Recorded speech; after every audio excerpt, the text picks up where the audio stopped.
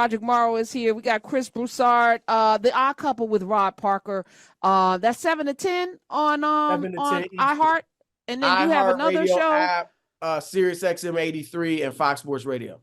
Okay, we're not mad. What's the SiriusXM? Because that's 83, where I hear you. Channel 83. Channel 83, 7 to 10. Y'all are, it's wild watching where we are right now, and especially with the backdrop politically. Do you know what I'm saying? Right.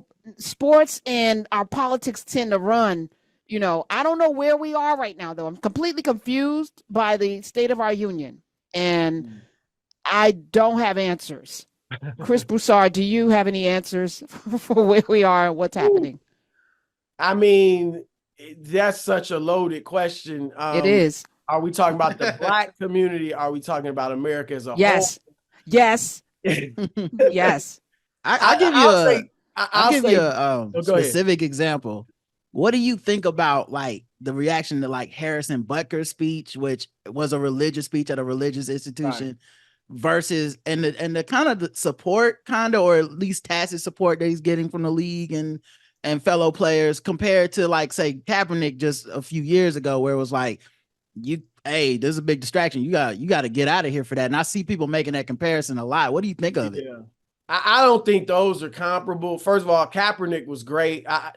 I say this, Colin Kaepernick, I thought what he did, I think all of us, certainly in the Black community, believe what he did was brave. And it was even more courageous than we give it credit for.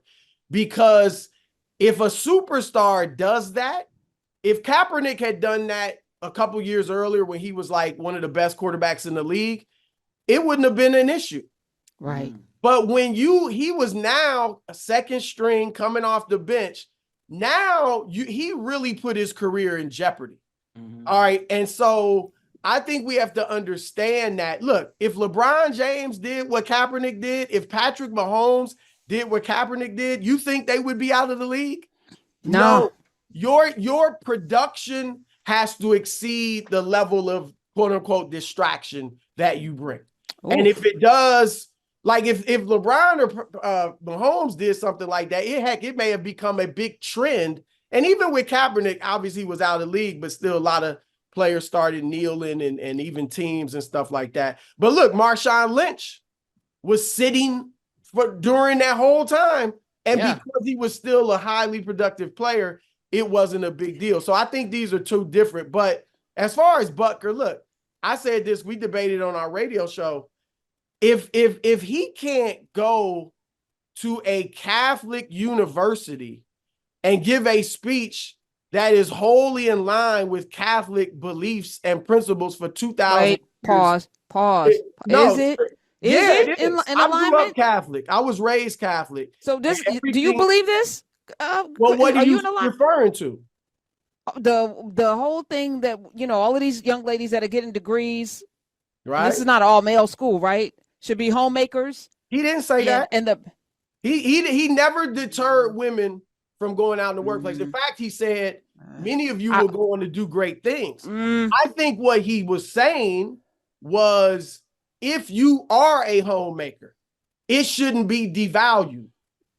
I think he was praising that quote unquote, Chris. No, let me finish. And then let me finish, please. It's your show. But I think he was saying that if women who are homemakers should not be belittled or looked down upon. And if you're a woman who wants to be a homemaker, you shouldn't feel less than a woman who is out there being a doctor. Look, my wife's a medical doctor. One of my daughters is getting a PhD in psychology. Another one works at BET. So I'm all for women having great careers and all that. Sorry. But I'm just saying a homemaker should not be devalued. And I don't think a lot of these athletes he said critical of him, their wives are homemakers. I think you're obfuscating the argument here, because nobody I don't know, is anybody out there demeaning people who are staying home taking care of the family? I don't think that's a whole movement. I don't think that's being said. So let me just say that's not being said here. I've never said it. I think it's more work to stay home and take care of the kids. and take care of the home than it is, and you don't get enough thanks, period. He said, I think it is you, the women, who have had the most diabolical lies told to you.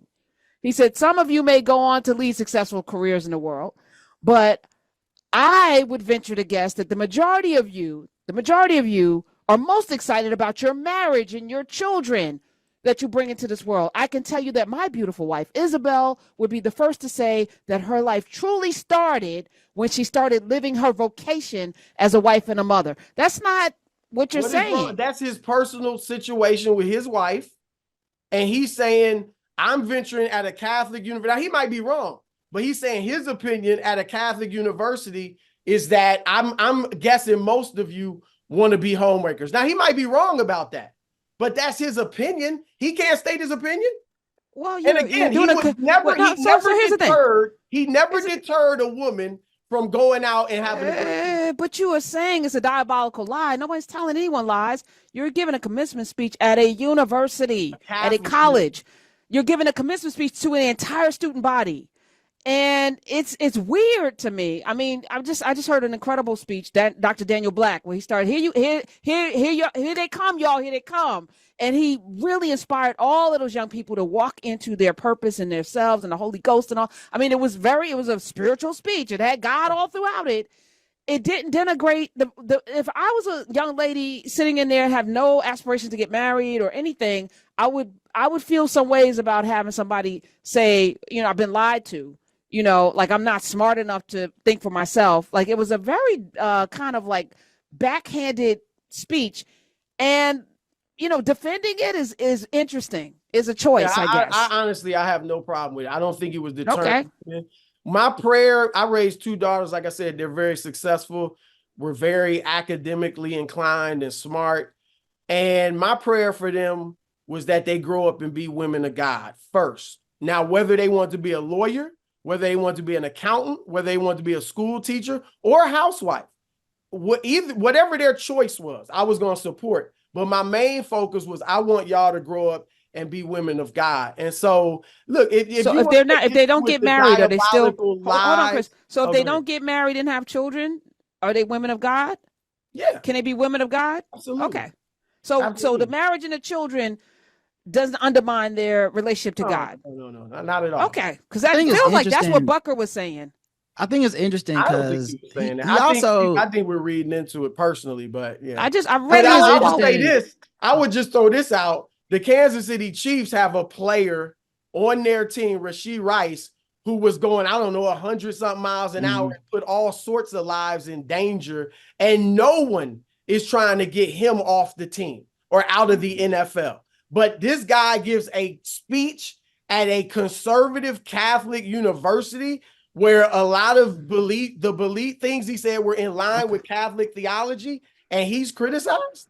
I mean, that's what I think that's like, we have to let people have their views in this pluralistic society and not try to take away somebody's livelihood because they have a religious belief that's different from ours. I think there's a couple of things at play here, though, because like with Rashee Rice, there's a disciplinary situation in place already, right? So like if you commit a criminal infraction, the league reviews it. There's discipline when it comes to like precedent, when it comes to stuff. People just giving their opinion doesn't really seem to be a precedent or really anything in place that really truly like. No, but I'm just saying there was unless you're Kaepernick by like over 100,000 people that petition to get Butker kicked out of the league, fired from the league. That's what I'm saying. Like that's a significant number of people, right? But it's an unofficial thing, meaning the NFL does not have to consider that at all, right? Like Rashee Rice, there will be an investigation, there will be a criminal process, like that. Like they can lean on that. We see that all the time with people that like hit their spouses and stuff. They always can lean on like, well, there's a system in place, and we'll come back to you a year from now and be like, oh, that's 4 games. However they measure, 4 games. But controversy off the field seems to be an arbitrary thing, which is why I think people bring up Kaepernick, because I don't think it was Kaepernick sitting necessarily or even the kneeling that was the problem. It was when he gave the reasons for it in his post game. And that's why you never see Marshawn Lynch really get in trouble, because in addition to being good, Marshawn Lynch was like, I'm not telling y'all anything. So why am I doing this? Because I don't feel like it, and y'all can't make me do anything. He got fined because he said I wasn't even going to give post-game press conference talk. So like, I feel like you can separate him out. It's what will the league punish? What needs to be? What riles up enough people to make people say you need to be out of here? And I don't think Butker's out of here. I don't think he's going to get out of here. I think you know, there's people that have done and said worse. You think he should be? No, I don't know. I don't think he should be dumped out of the league at all. I think people said and done worse. I'm more for they can have signs at the games, whatever. But I think I'm more for the idea of like, what is it that makes the league react to certain fans' anger? Because there's certain fans when they get angry, it's like, well, y'all just got to get over that. And other fans get angry and it's like, all right, we got to get this guy out of here. We got to figure something out. Well, I think it's related to production. If Harrison Butker was not a good kicker, he very well might be cut by the team. I mean, really, that could happen. And like I said, if Kaepernick was still at the height of his career, I think he would have definitely stayed in the league.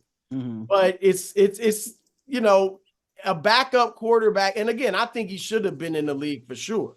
Right. But I'm just saying the last thing a team wants is their backup quarterback to be such a lightning rod. I think certain opinions, you need to be unassailable. Like Kaepernick needed to be unassailable. I don't think Butker needs to be unassailable to keep his job, because I think those opinions are in mainstream in line with a lot of stuff the NFL would either stand for or at least not have a problem. The NFL released a statement somewhat distancing itself from what Butker said. Did it though? It basically said we have 3,000 players or whatever the number is, and we don't monitor whatever. Let me see. I actually have that on in a personal capacity. Yeah, it was a personal arena, and we don't have anything that we can't monitor personal speeches. But I mean, he talked about Biden, not Trump. He talked about diversity. Talked about Pride Month. Like we talked about. Agree with him. Yeah, I don't agree with that stuff. We could disagree with him and stuff. But again, it shouldn't kick him out of the league. Like I said, in that statement, they did say we support diversity and inclusion. Do they? Except for ownership. That's changing now. I think the diversity and inclusion includes people of all different religions, people of different races, and they need to obviously get better in that for coaches. Do you feel there's an attack on Christianity? Do you feel like Chris Broussard is here? We got Roderick Morrow. Do you feel like there's an attack on Christianity? The speech gave to me that there's somehow some oppression with the right way of living, and and this diversity is the problem. It's the tyranny. He said the tyranny of diversity, and I'm like, really? Do you feel that way? I feel like a lot of, and it's not even just Christianity, but Orthodox Christian views and on sexuality, as well as Orthodox Muslim and Jewish views. In fact, Buddhist, most of the standard religions are at odds with a lot of what society's pushing today. Now, I think the view should be we're a pluralistic society. And if a Christian has certain views or a Muslim has certain views on marriage, sexuality, whatever it may be, they should be able to have those views. And in their mosques, in their churches, in their synagogues, they should be able to teach, and schools, they should be able to teach those views. People that want to LGBT or whatever lifestyle they want should be able to do their thing and live their lifestyle. And we have to find a way to respectfully disagree with one another. So that's what I think. But I think there's this push for not tolerance, but applause. And so I think people wanting Christians or Muslims or Jews to applaud certain lifestyles that are at odds with their faith.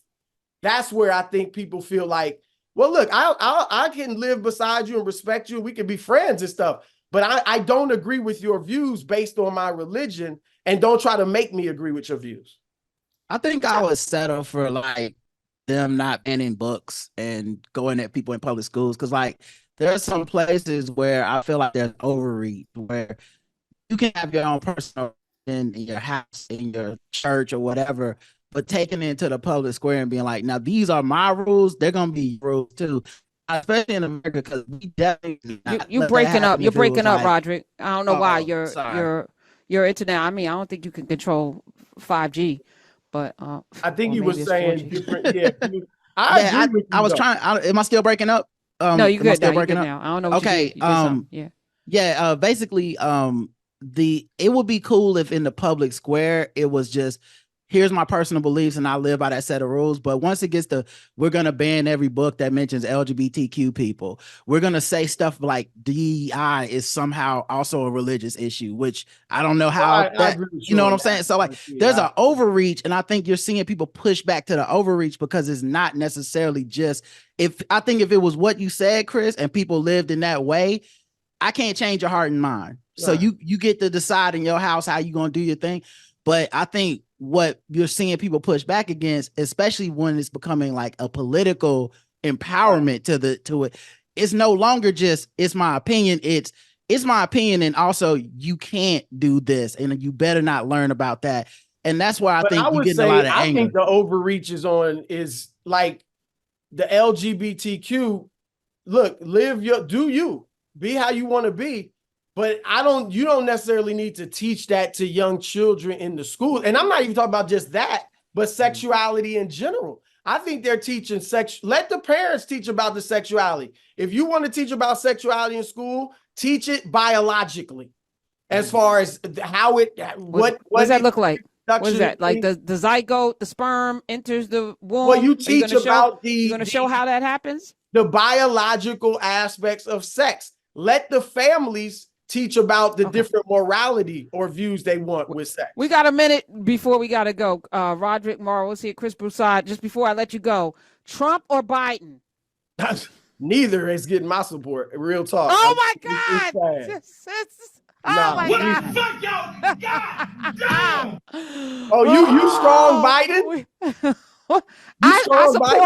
I support democracy, rights, life. Like not overturning the election, mass incarceration. He put a lot of he destroyed a lot of black families. No, I'm not pro Trump. No, absolutely not. You sound pro Trump, but I ain't pro Biden either. Come on, man. Oh man. Okay. Beyond the racial stuff, he's not even equipped to be the president. Is he mentally equipped to be president? Oh my God.